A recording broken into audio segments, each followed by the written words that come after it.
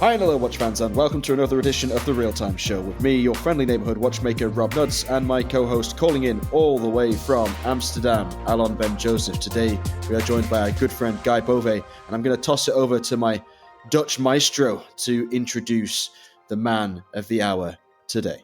Welcome, Guy. I'm so happy to have you on the show. Has been quite some time since we've seen each other and spoken. Where did we catch you in the world today? Today you're catching me at home, about halfway between Geneva and Nyon. So for our listeners that are a bit confused, because Guy Bove is known in Switzerland as Guy Bove.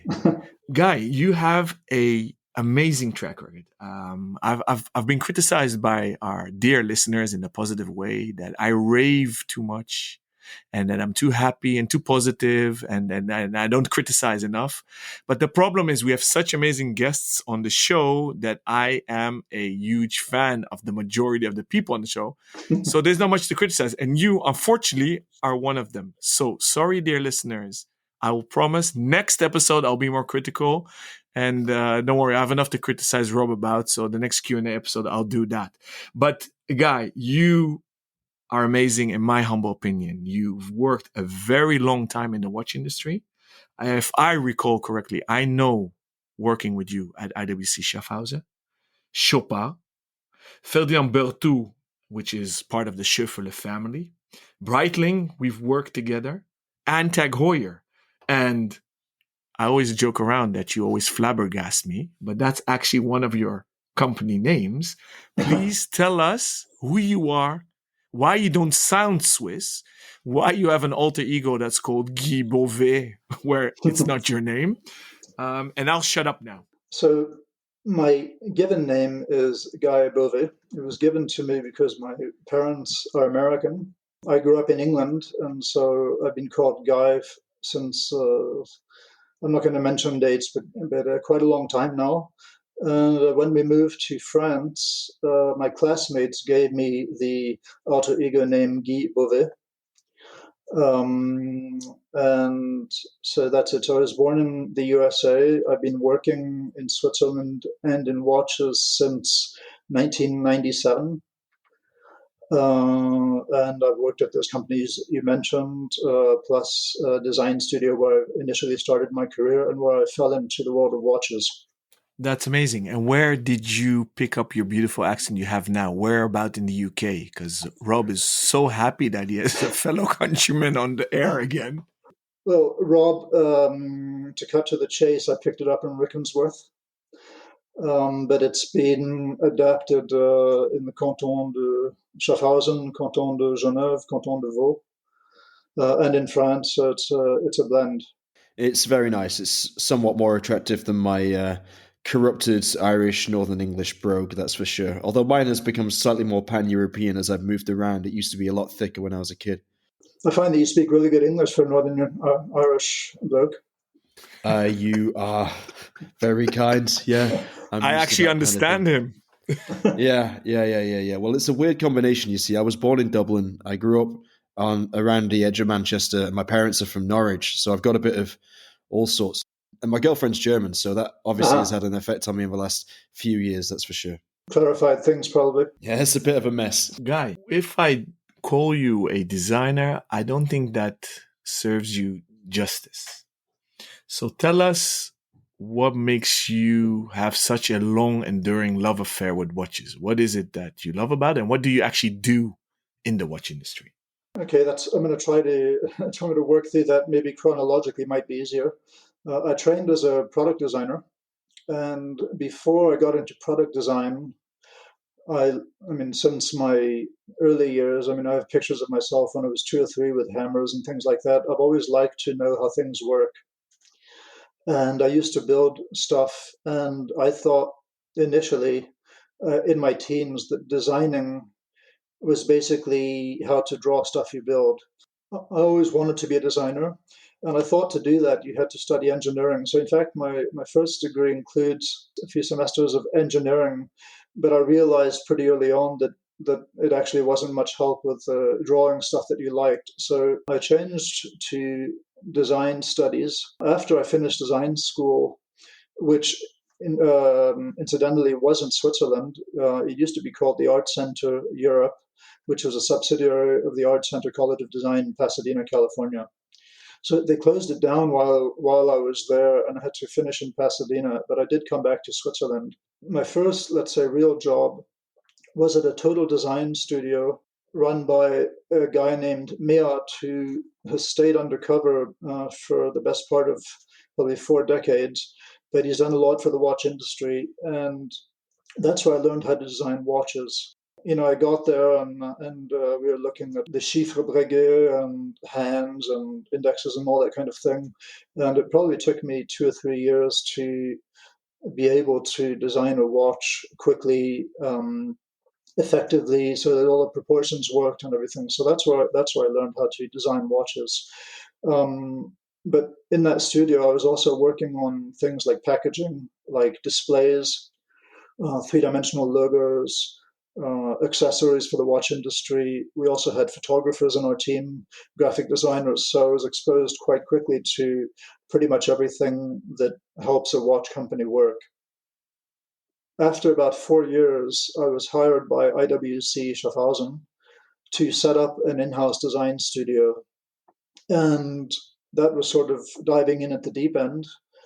But because all of a sudden I wasn't just designing all those things, but I was also in charge of running external graphic design teams, talking about typography in detail, going to the printers to make sure the color matching was correct, working on our own boutiques and displays and everything around the brand. So that was not only the first time that I was actually doing all the 360-degree vision of the brand, but also working with external partners on that, running a whole in-house team, and working, of course, with all the team players within the team, marketing, production, engineering. We have a really fabulous team there. So that's where I got into doing more than just designing watches.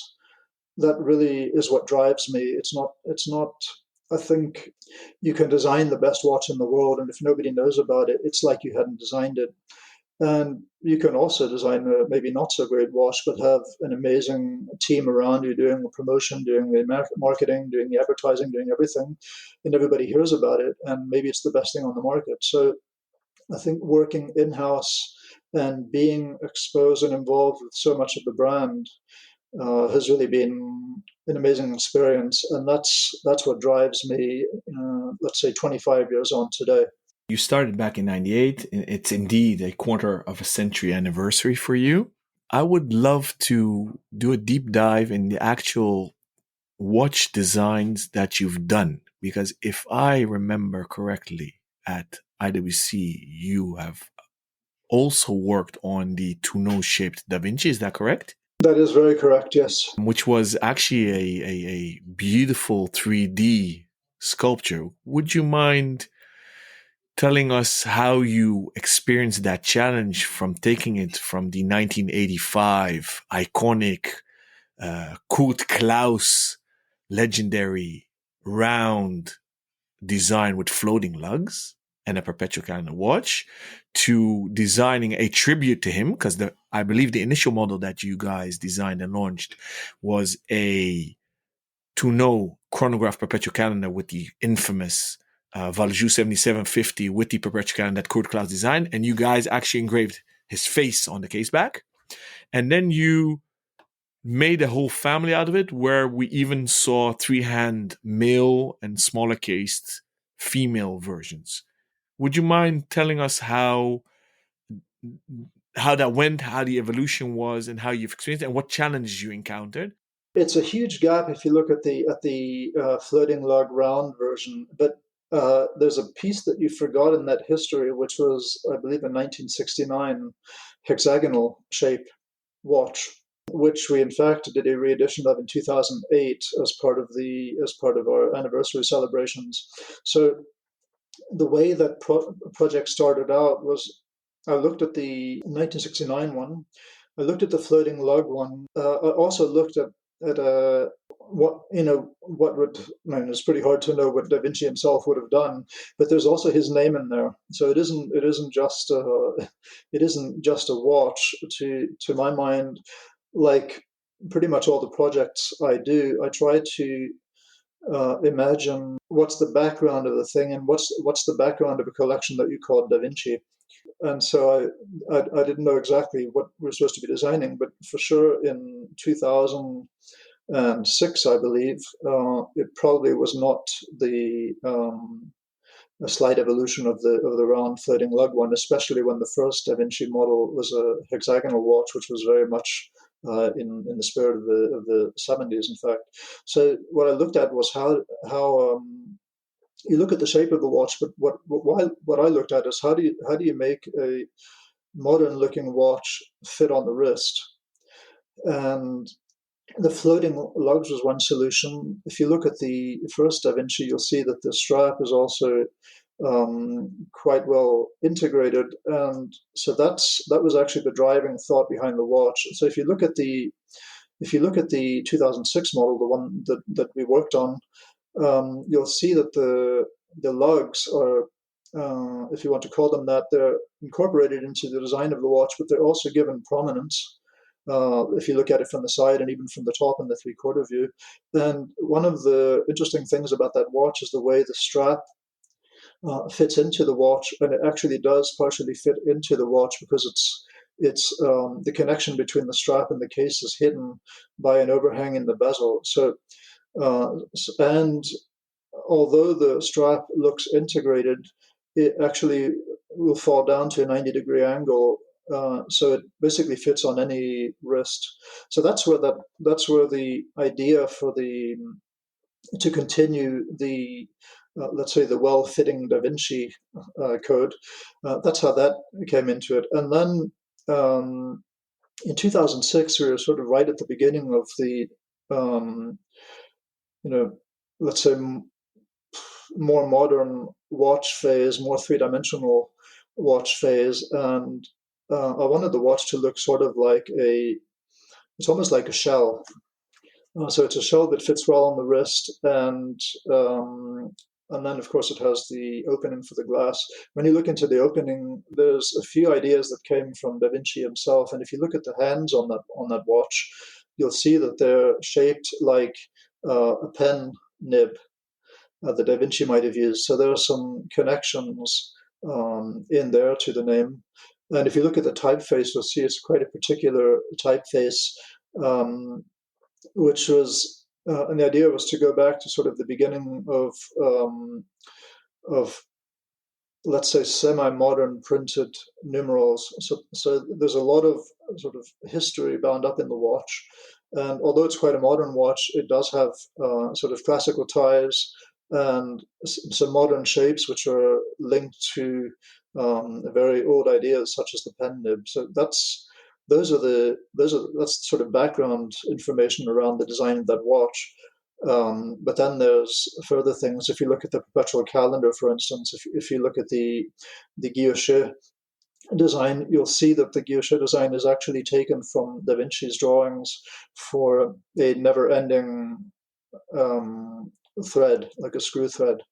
So even within the classical ideas such as guilloche, you'll see details which are at the same time quite modern, but also very rooted in history. So I don't know if that's the kind of information you want to hear about the Da Vinci, or if there's something more I can give you to put your mind at rest about this design. This is exactly what I wanted to hear. So thank you for that. This is music to my ears. I love this fact, the philosophy and the spirit and the challenges behind a design. For our dear listeners that or maybe are not that familiar with the collection or the watch we are talking about, if you want to Google while you're listening or afterwards, want to take show notes. So the initial designs I was talking about in 1985, you could type in IW3750. So those are the original perpetual calendars by Kurt Klaus.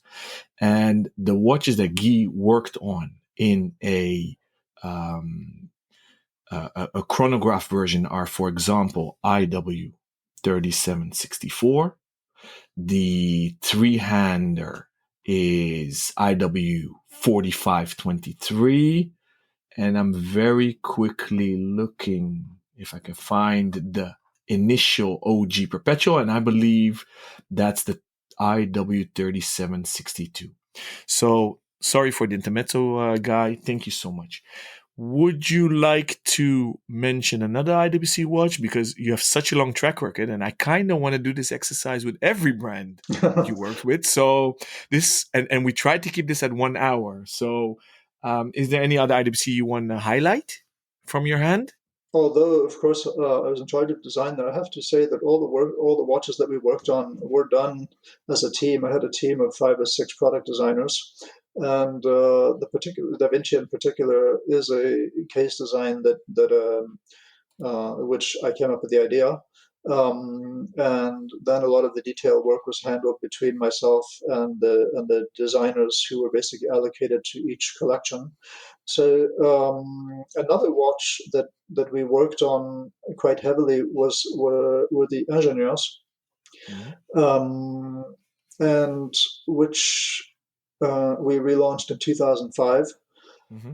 And those I found very interesting. I still have 2 of them today because I tried to do a lot with those watches. We tried to capture the let's say the German engineering spirit, of course of the engineer, but also of the brand.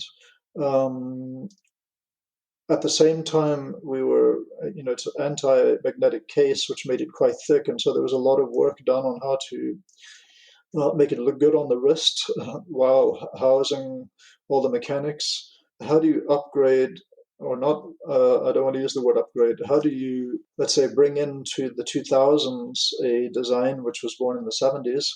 We well know that some brands don't actually make the attempt to do it. Some brands have tried to do it. We did do it with the Ingenieur. We started with I believe it's a 3712, but don't hold me to that. And then we did 3 hands. We did 7-day power reserve. We did chronographs. So we did quite a big collection around this let's say revamp of the 70s Ingenieurs. And I think we came up with some quite interesting pieces, new materials, and some products that we designed together with Mercedes-AMG to accompany that partnership. So there's a lot of interesting work there. And then, of course, we did a lot of work that you almost can't see that we did on the pilot's watches and the Portugieser, especially on 7-day power reserve models and perpetual calendars and so on. So there's a lot of, there are some places, notably the Da Vinci and the Ingenieur, where you can see the changes, and other collections where the idea was to keep them evolving, not lose what people loved about them, and simply, let's say, adding in more technology on the movement side, slight refinements on the cases, and so on. So it was a very interesting, let's say, 6 years of my life, where I think one of the learnings is when when it's a good idea to change something, and when it's a good idea not to change something. So I think that's one of the most valuable lessons I've learned over the years. You sparked so many questions now, because I think you're referring at the Ingenieur IW3227. Yes, correct, 3227. Which I've owned 3 times. Ah. And the 3rd time I let it go, it was really because of the chunkiness, but I love that watch. I think that's the most beautiful IWC from the 2000. For our listeners that are maybe not that familiar, and if they want a prediction from me which watch to collect and soon will creep up to vintage, neo vintage, grab these pieces. And our dear listener and my friend Wouter from Wrist Icons actually doubled up. He has 2. He's also a huge fan. So this is a shout out to him. He'll love it when he hears this episode. 42.5 millimeters. It's 14.5 millimeters thick. It had the legendary 8000 caliber. And I believe you guys used the 80 110 in this one, which had the amazing spring bar on the central rotor as a shock absorber. A Peloton winding system, so both ways. So I have 2 questions on the design. Because 3, actually. The original Ingenieur from the 67, so it's not the original. I mean, the Ingenieur originated in the 50s, meant as a spirit of the times, like the Milgau, for engineers to fight magnetism in labs. Yeah. But in 67, IWC jumped on the integrated bracelet bandwagon and knocked on the infamous Gerald Genta, the late Gerald Genta, to design the SL, the Jumbo. And I believe the first one was even quartz. I believe so as well. Yeah, which I've owned as well. Question 1. did that weigh heavy on your shoulders to step in Gerald Genta's footsteps? I think I was too young to realize. Okay, brief answer. And I want to compliment you because kudos. You literally took his spirit, the soul of that watch, and took it to the modern times of the 2000s because you made it edgy, but it's literally there. Yeah. Then, second question. Did you design the font of the 12 and the 6? I'm a sucker for fonts and typography. Big one. Regarding fonts, I would say that literally almost every collection I've ever worked on, I did design the typeface for, and not just at IWC. So yes. And the other interesting thing about that typeface was AMG actually used it, and I believe still uses it on all of the AMG cars. They do. They actually do. I don't know many guys that own an AMG, but in the US, my friends actually love them, and they still use them actually. And I love that font. Guy, third question. And I'm sorry, dear listeners, that is becoming a bit of a monologue, and I don't give space for Rob to ask questions. But I said I'm a huge fan of Guy. Third question, and I guess this is the $1 million question. Why the 5 drill holes on the lunette? Why? And how much time did go into making that metaphorically 5-pointed star on the bezel? Why? All right, I'll give you the background to that. The background to that actually happened before my time. It happened because there's a theory at IWC, which was given to me by the head of the product management team, that if you look at the way the original jumbo bezel is screwed in, you don't know where it's going to stop. And so if you have an even number of holes, if it doesn't stop exactly at 12, you have an off-center bezel. If you have an uneven number of holes, your eye doesn't look so much for the symmetry. So this is why there are 5 holes. The thing about the Ingenieur 3227 that we're discussing is that it does have a screwed-on bezel, but the bezel has a bayonet system, and so it actually does stop at 12. But despite that, the link was to the spirit of not having a symmetry, or let's say an even number of holes, which in the case of let's say a true thread, you wind up with one hole not exactly at 12, and then all the other ones are a bit off. And so that was the reason before the 5 holes. To tell you how long it took to come up with 5 holes, I think this was not a lot of time. It was more like probably trying a different number of holes and then hearing the theory from our product team and coming back to 5. Thank you so much. And I know, obviously, it was a rhetorical question that you designed fonts as well. Intermezzo is your favorite Netflix episode ever, if you watch Netflix. The series Abstract with the subtitle The Art of Design, and then second season, they started in 2017. And 2019, the last ever episode, became my favorite episode ever. Have you seen it, Guy? I have not. I believe that while you were watching that, I was most likely throwing sticks into Lake Geneva for my dog. So both you, Guy, and every listener on here that loves typeface design or anything design or watches, watch the last episode of season 2, released in 2019. And it's the episode called Typeface Design by Jonathan Heuer, Hoefler. Google it. Highly recommended. And it's became my favorite episode. Obviously, in the first season, the second episode was Tinker Hatfield, which is, do you know him, Guy? No, I do not. That's the living legend at Nike, and I'm a huge sneakerhead.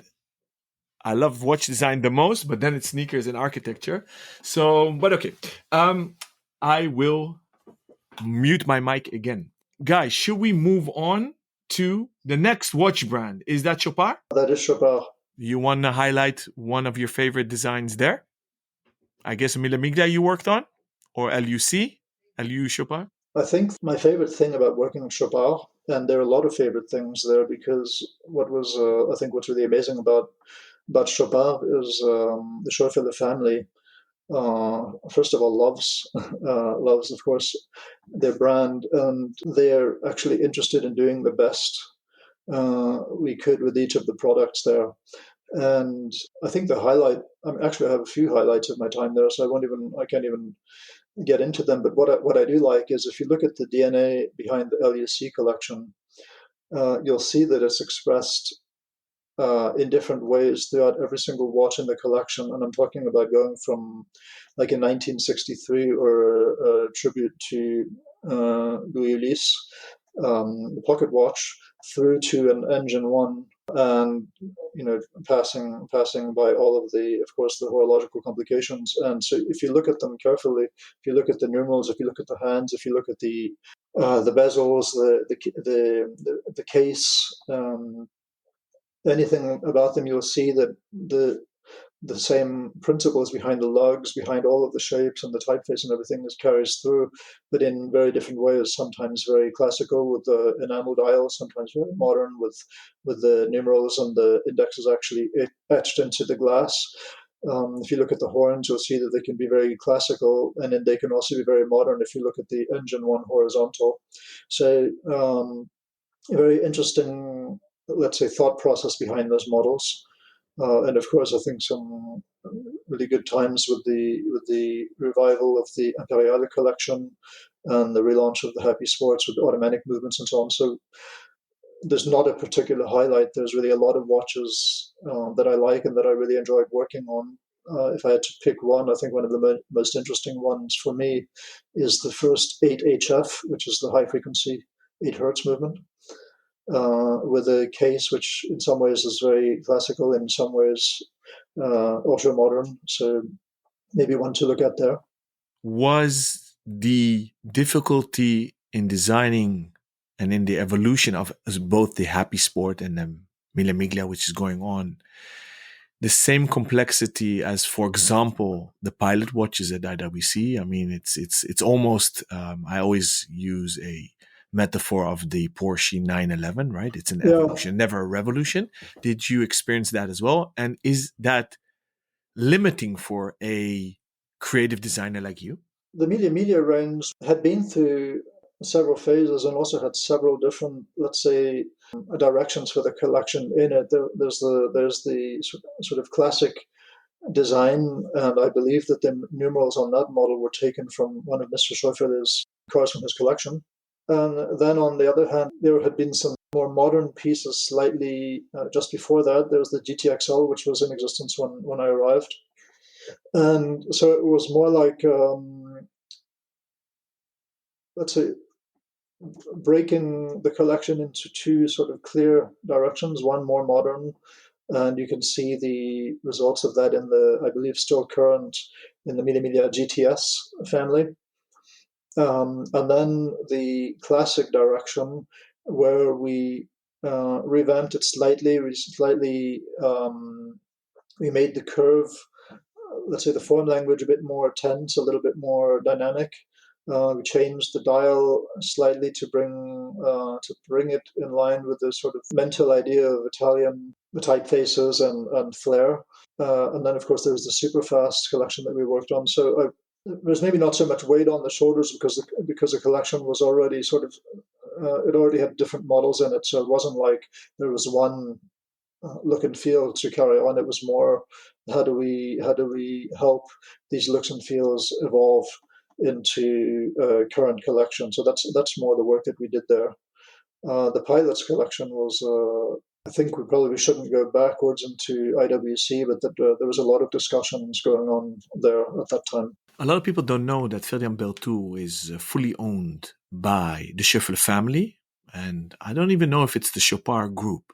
Are they literally separate entities? Because I believe officially you moved out of Chopard into Ferdinand Berthoud. So did you do things simultaneously, or is there literally a wall in between? There isn't a wall in between. Let's say that we started the project undercover, but using people from Chopard in different areas of expertise. And then when it came out into the open, it became more of its own thing. But so it is of course, it's within the Chopard group. At least I believe it is. I mean, it was a thrilling project to be involved in. I can imagine, because Rob and I extensively discussed the brand during one of our first Q&A episodes where we covered the GPHG, where Yeah, Ferdinand Berthoud was nominated. Technologically, it's mind-boggling. It's amazing. I love the octagonal shape of the case. I had some criticism on the design.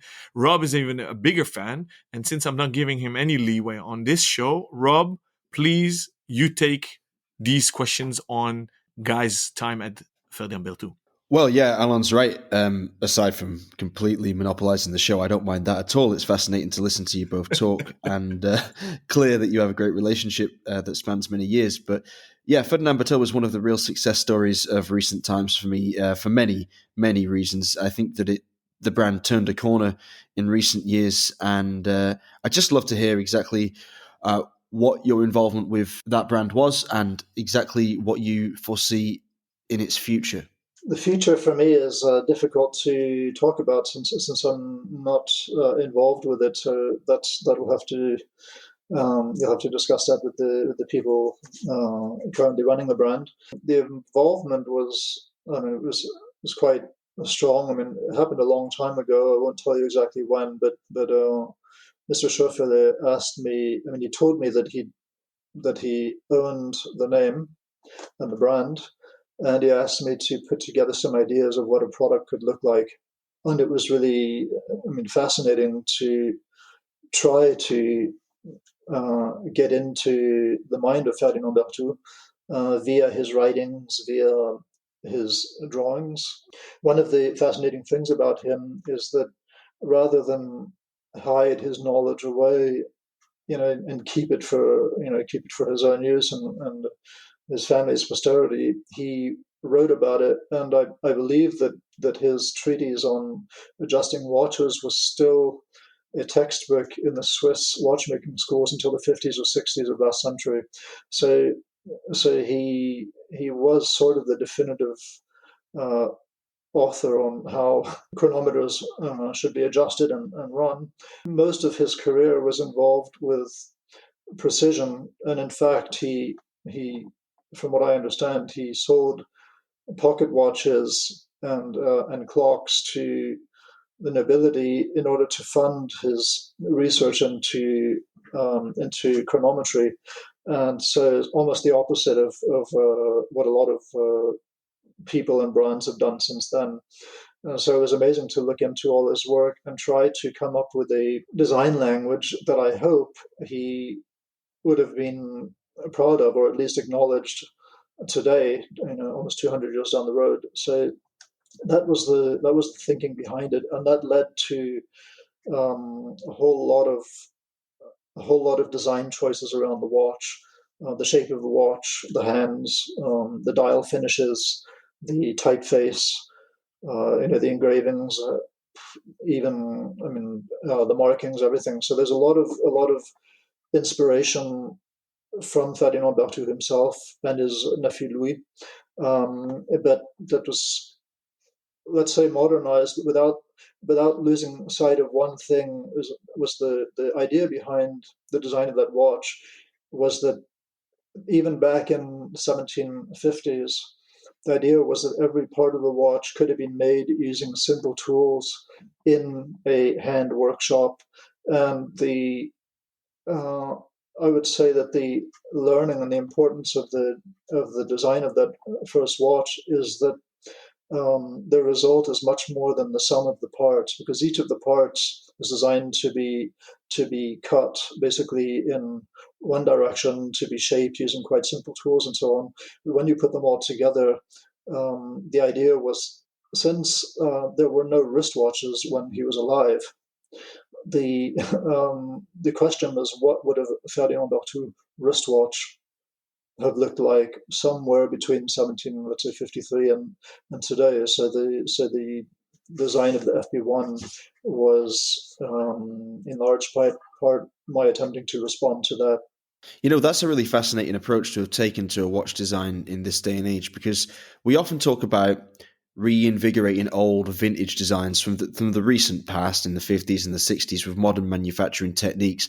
And I think there's a great deal of space and opportunity to do that well and responsibly, and to bring some lovely aesthetics of that era into a modern forum. But what it does lose sometimes is a little bit of the soul and the heart, which can't really be quantified, shall we say, in a component sense. You say like the sum of these elements adds up to something greater than the sum of its parts, and that's the magic of horology, I guess, something that exists between the lines. Because remember a few years ago, maybe 10 or 15 years ago, we're going back, when the potential of silicon components and dry cut components first started to really drip through to the mainstream consciousness. Many of us, myself included, erroneously believed that that would be the end of traditional watchmaking. And of course, silicon components and silicon oscillators and these very complex pieces that could never be made in any other way or on any lathe in the world were going to take over.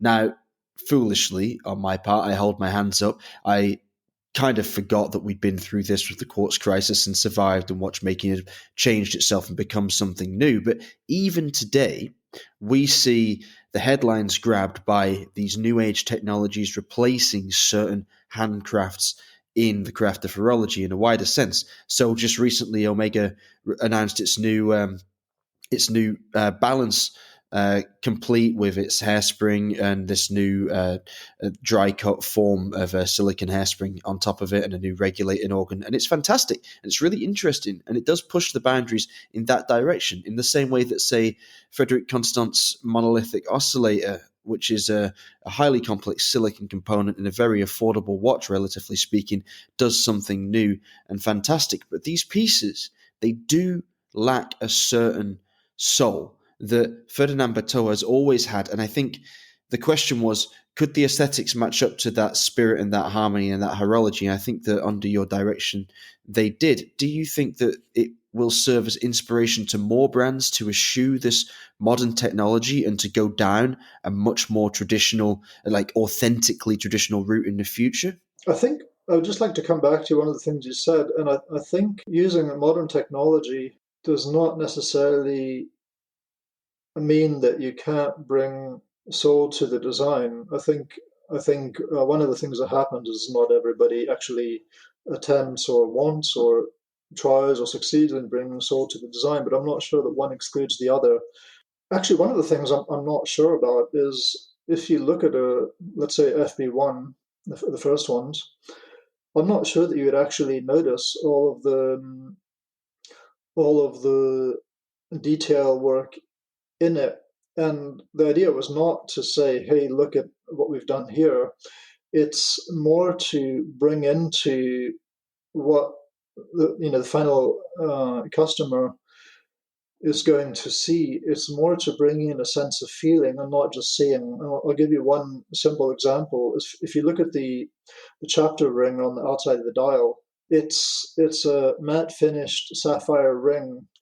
The reason we did that, it's painted white behind. So if you look at the watch, even in quite a bit of detail, you'll notice that it's white and it's got the second track printed on it.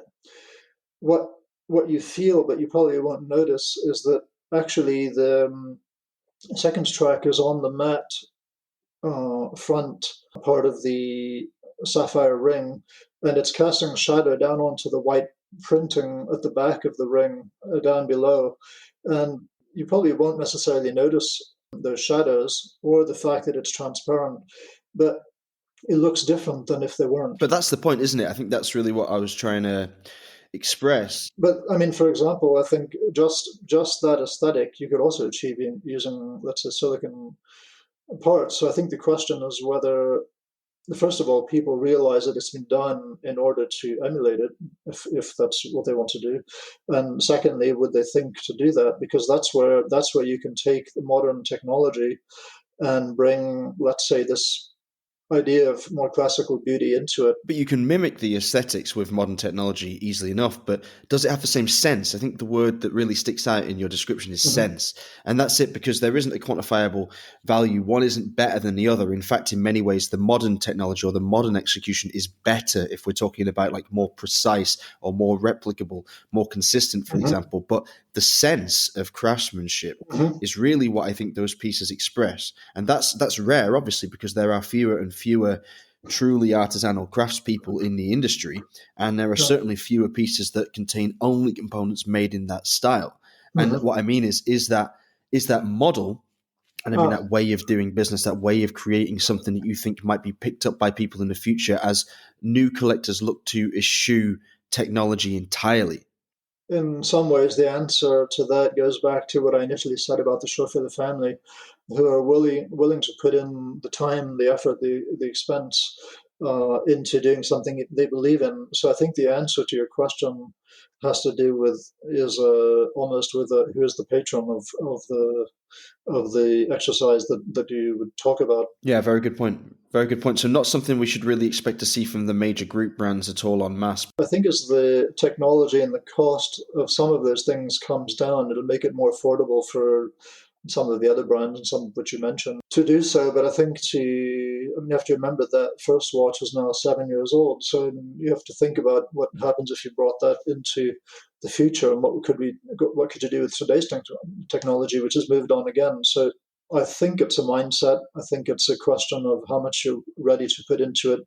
I think it's a question of how much you understand what can be done. That means understanding all the métier d'art, but also the technology and finishing techniques. I mean, really having a sufficient understanding of.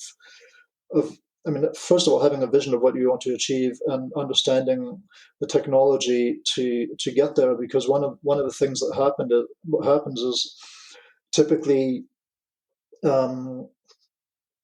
If you, I don't know, if you go to a craftsman who, I mean, they'll typically have things that they're good at, and then to get somewhere else, oftentimes you'll have to come up with where it is you want to go and try to translate the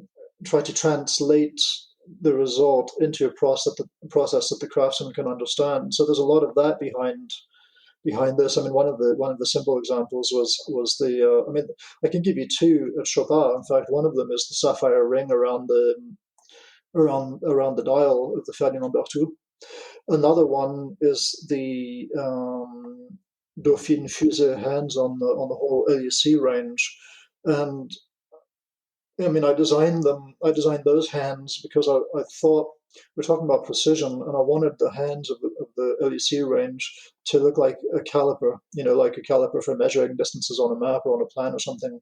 And so you've got the two sort of parts that clench the precision point, right? And so of course I could build that in 3D, and I did. And then we went to the suppliers and like, right, so this is what you've designed. Now I just want to show you how we actually finish a hand. And so anyway, after like a hour of pointing out all the different challenges with those hands, we tried to figure out how to make them, and finally they did make them. But it was really a case of understanding how things are made and trying to adapt, processes that are well mastered by craftsmen into doing something that they've never done before. Talking of doing something you've never done before, you have worked with some amazing brands and had a huge impact in some developing aesthetic trends within those brands. But which brand do you look around at now but which brands do you think you would like to work with that you haven't already worked with? And which designs have you seen in the recent years that you would like to work on and take in maybe a different direction or just further down the route they're traveling on as it is? Well, first of all, the thing, I mean, brands, and I won't give names because sometimes it's not just a brand, sometimes it's a model, but I think you can tell when a brand understands what they've got in their hands and how they're working with it. I mean, at least that's my perception of things, and maybe I have the feeling that I can understand it, maybe I don't. But I mean, I do like brands which are sort of devout to a thought process. I mean, let's say Bove might be one of them. Right. Then um, there are some brands which are, I mean, we talk about Max Busser and his friends who really pushed the boundaries on a lot of stuff, and it seems like they've come back to a sort of MBNF vision of horology today, um, which is perhaps more focused and doing really fabulous things. Within that, with the chronograph and so on, really amazing work. And then there's a very sort of technical looking brands, and let's say Rebellion might be one. Ulysse Nardin might be one, and I think for me what would be interesting would be to, if you take the way watch parts are made and take a mindset. I mean, we could look at Rebellion, for instance, with extremely almost over the top technical mindset. My question would be, how would that look if the idea was not about making it look mechanical, but how would it look futuristic? That would be an interesting thought process for me. Do you understand? I don't know if I'm clear, but I mean, I think if you look at the sort of very technical look, maybe one of the first examples that I remember seeing, and it was quite a shock, was the year that we launched the Ingenieur 3227 that we're talking about, was, I believe, the year that Hublot came out with the Big Bang. So it was very interesting to see the a different take on, in some ways, a very similar type of watch. But so that was 2005, 17, 18 years ago now. And my question was, what is the next step for that kind of very technical design? And maybe there isn't a next step, because maybe that's the whole goal of it. Is like, if we take a piece of metal and we take a lathe and in a milling machine, this is what we come up with. But I would be interested to see where the boundaries are on that. Rob, did you see? This is what I promised you. High philosophical design thoughts. Thank you so much, Guy. I am quite sure we need you back on the show. And I warned Rob in a positive sense. I want to suggest this on air. I want to continue our thread of your career. So I want to jump now to the next brand. I want to park this very interesting philosophical discussion. I kind of want to make it a separate episode if both of you don't mind and agree. Yeah, you got to tell us what it is first, mate. Yeah, but, you think we shouldn't just jump in the deep end, Rob, without knowing? Is that what you're saying? Definitely not. No, this guy's not to be trusted. This is like, let's go into that room off the side there and let's see what happens.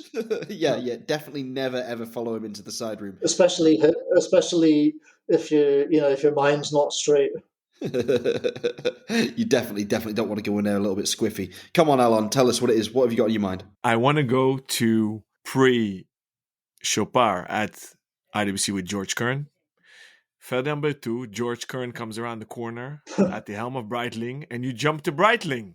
Yeah, I saw the announcement for George's nomination at Breitling, and so I sent him a congratulations message. This is just a text message, and he's like, "Call me." So I did. I went into that side room. We called him, and we had a chat.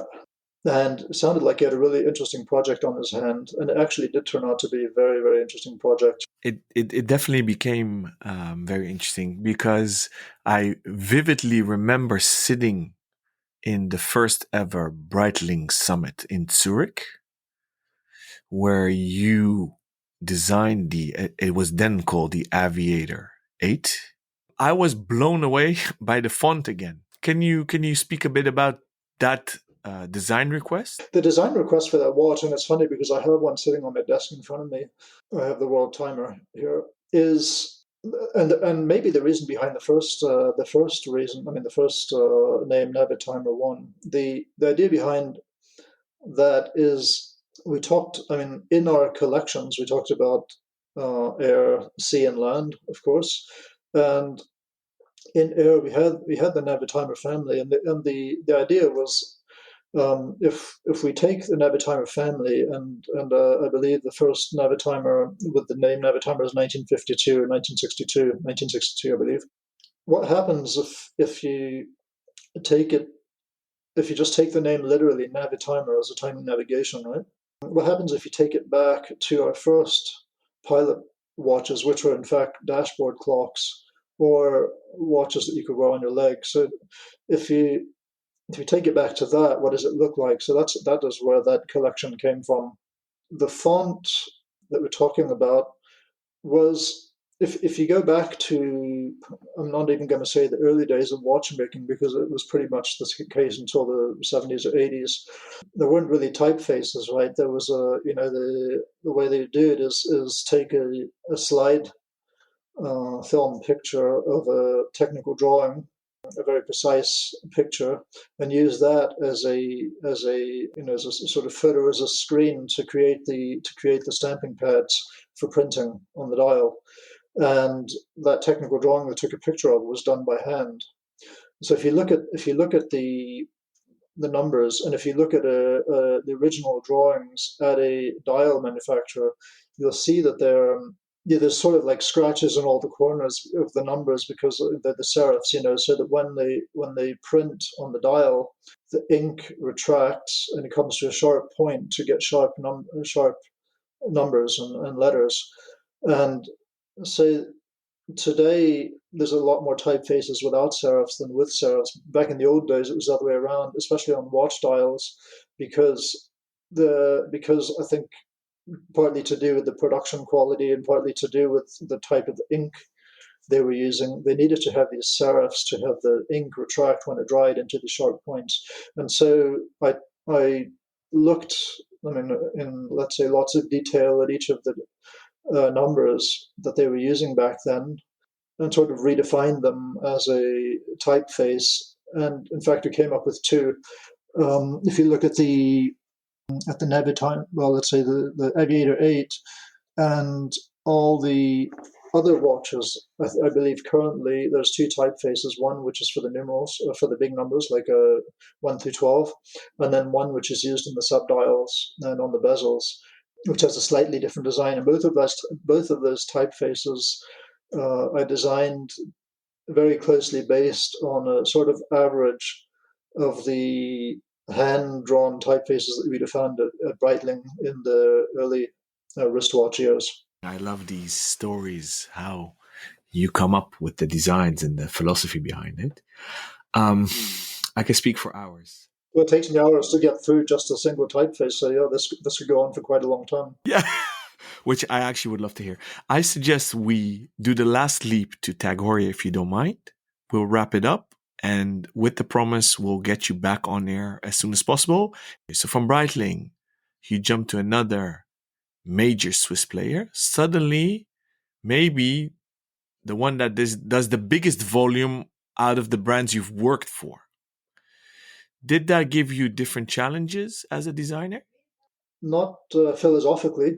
I think the main difference is that, as you say, bigger quantities, more people know what a Tag Heuer Carrera, for instance, looks like. And so let's say the temptation or maybe the successful solution is to not lose all of these customers who know what a Tag Heuer Carrera looks like, but still come up with a Tag Heuer Carrera where you can see the differences, bearing in mind that, of course, the mentality behind Tag Heuer with Friedrich Arno's management is to really put it back at the front in the world of watchmaking, quality, Swiss made, and everything. So there was a lot of expectation on paying attention to every, let's say, detail which would help us position Tag Heuer where it deserves to be,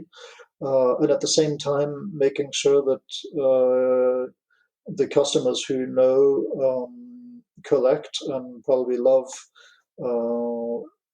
Carrera, Accuracer, Monaco, what have you, still feel that infatuation. At Tag Heuer, if I recollect correctly, you again had to work on the evolution of a legendary watch, and that was the Carrera, which you just mentioned. Correct. I think you did a tremendous job. I love that watch, and the original from '63 is maybe the best one. So for me, as a if I was a designer, and I'm not, and I admire you guys very much, I would have sleepless nights. Um, would you mind walking us through what you did with the Carrera when you started working on it? I don't mind at all. I think I agree with you on the on the 1962, on the 2447s.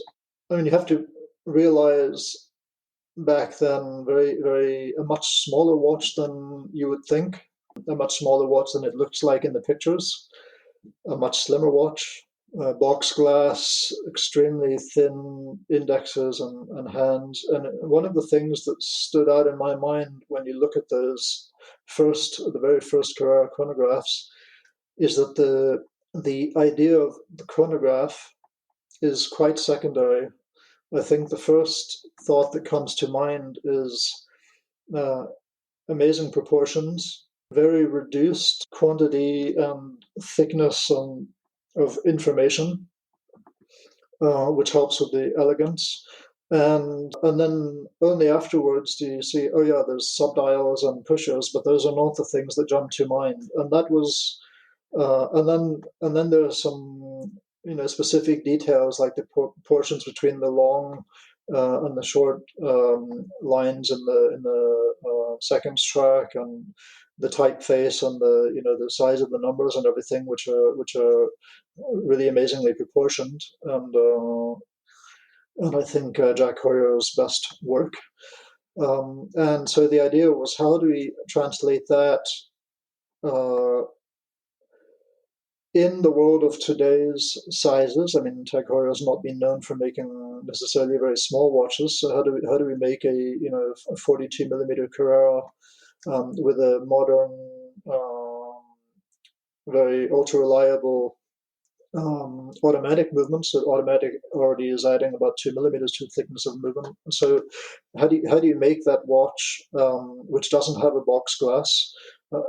So there's an extra thickness with the metal bezel and so on. How do you make that watch live up to the elegance of the 1962 model, and also look like the successor and future vision of the Carreras, which we should probably not forget we were making already quite a few of in the current design when I arrived.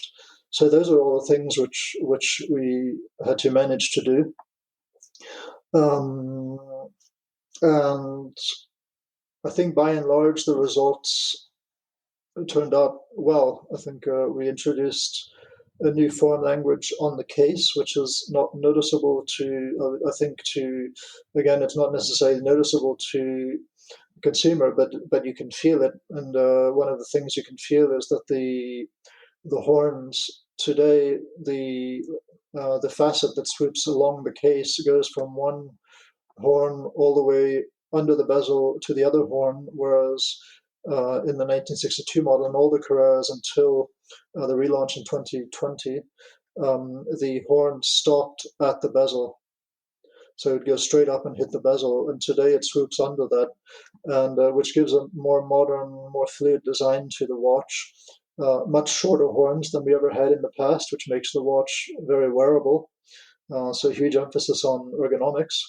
Every let's say every angle on the case is designed. So if you look at the end of the horns, that shape that you see, which is a cutoff of the horn, that shape is actually designed to look like that, and then the horns are taken from that shape. So it's sort of the opposite of previous models. And then inside the dial, there's a huge amount of hidden work, and all you have to do is sort of zoom in on a Google search picture of the dials, and look at one of the indexes, for instance, and you'll see what I mean. And this is again a case of understanding what you want to achieve with the design and working with the supplier, in this case the index supplier, to get to a shape that they didn't know they could do. And this is in a reasonably priced in-house manufacturer chronograph, so it's really quite Something I think that we managed to do with the Carreras. I mean, if you go into more details, you can look at the finishing of the dial. We have a much more present second track on the outside of the dial by having a less sloped flange. It's a flatter flange and it looks more like a car speedometer. The hands are a modernized take on the original hands. You can see the black line running through them now. And so there's a bit more of a speedometer feel to the watch. And at the same time, the subdials, even though they're now 3D, they are all the markings and the numbers, and again, the typeface we can talk about, are very refined. And so, sort of like the 1962 model, it is a chronograph, but that is not the main thing that it is. And so, no, I think everywhere you look, you'll see quite a number of details that will pop out at you. Thank you for that. Again, music to my ears. I hope our listeners are enjoying it as much as I do. I see we're running out of time and we're passing the 1 hour. You and I had the privilege to have a private discussion and presentation from you about the current Aqua Racer, which I think you've done a tremendous job. I kind of wanted you to share this on air now, but it goes very deep, the philosophy behind it. So it needs time, and it needs time to breathe and absorb. And I have a zillion more questions. I wanted to ask you, what do you think of the current state of the industry? Where are we going? Do you have tips for youngsters listening to this show? What watch would you wish you've designed that you didn't design? What watch do you still want to design? But I'm going to park all of them. Guy, I want to thank you so much for sitting down with us and sharing your passion and your knowledge with us and especially the listeners. Thank you very much for the opportunity. As you've pointed out, I've been in this world for a long time, and I'm happy if I can help your listeners and our listeners maybe understand more of what goes on behind these brands and behind what we try to do in the design world. That's exactly the purpose of this podcast, to share passion and knowledge for everything watchmaking. I hope to welcome you back very, very soon on our show again, Guy. Thank you to our listeners. Please do send us questions for the mailbag for this specific future episode with Guy as well. Guy, can we find you on Instagram? Are you a fan of Instagram? I'm, let's say, hidden on Instagram. You can find me on LinkedIn quite easily and Facebook. Okay, so it's GUYBOVE if you want to find them on LinkedIn. And if you like what we do, definitely subscribe on your favorite podcast player. And don't forget to leave a rating. Rob, you take it out. Thanks, Alan. Thanks. I was wondering, is he going to do it? Is he going to go for it? Is he going to rattle off our Instagram addresses or leave it to old Motormouth over here? But no, if you want to get in touch with us, if you want to ask Guy any questions for the next episode upon which he features, then please get in touch with either me on Instagram, that's RobNuds, at ROBNUDDS, or at Alon Ben Joseph, that's ALONBENJOSEPH, or you can contact us via email. I'm there at rob@therealtime.show, and you can find Alon at alon@therealtime.show. We'll be back soon. Until then, stay safe and keep on ticking.